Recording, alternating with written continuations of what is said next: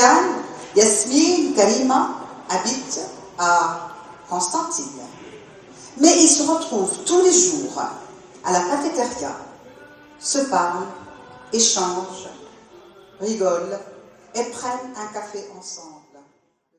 نساء قاصات هو شعار الطبعة السادسة للمهرجان الدولي للحكاية والقصة بالمسرح الجهوي لقسنطينة الذي تنظمه جمعية كان يا مكان، والتي جاءت بلون مغاير هذه السنة. أدخلنا يعني نوع جديد من الحكاية، هو الحكاية والضحك والحكاية والسرد. الحكاية والضحك مع صالح أقروت ومع نسرين بالحاج، والحكاية والسرد اللي كنا شفنا اليوم مع الحكواتية المغربية حليمة حمدان، وراح يزيد يكون فيه سرد كذلك في الأيام القادمة. الجديد كذلك هو أمسية خصصناها للأطفال يوم الثلاثاء 25 أكتوبر بقصر أحمد باي. عرفت هذه الطبعة مشاركة 6 بلدان، كما يحدثنا عنه ثانية السيد فيصل أحمد رايس رئيس جمعية كان يا مكان.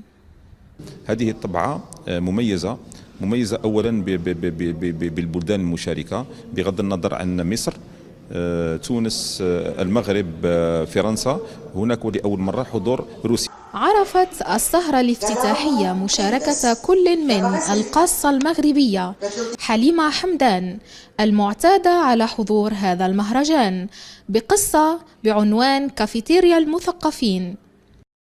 هذه المرة الرابعة اللي كنشارك فيها في مهرجان الحكي الدولي لقسنطينة، ولي شرف كبير على أنني نرجع ويعاود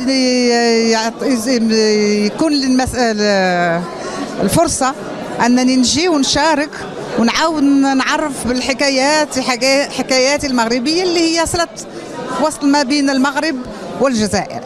أعقبتها القاصة التونسية أمال بوطبة لتحكي قصة سيء الحظ، وبرفقة الطبول والقرقابو اختتمت الجزائرية سهام كنوش السهرة الأولى لمهرجان الحكاية والقصة بسرد تراجيديا أمير تومبوكتو.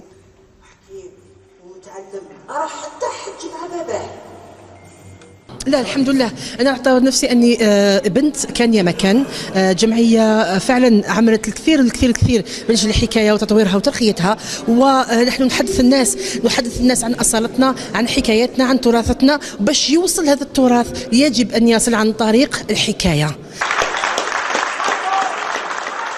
فيما يبقى الجمهور القسنطيني على موعد كل ليلة ولمدة 5 أيام مع حكاية جديدة يمتزج فيها الخيال بالواقع.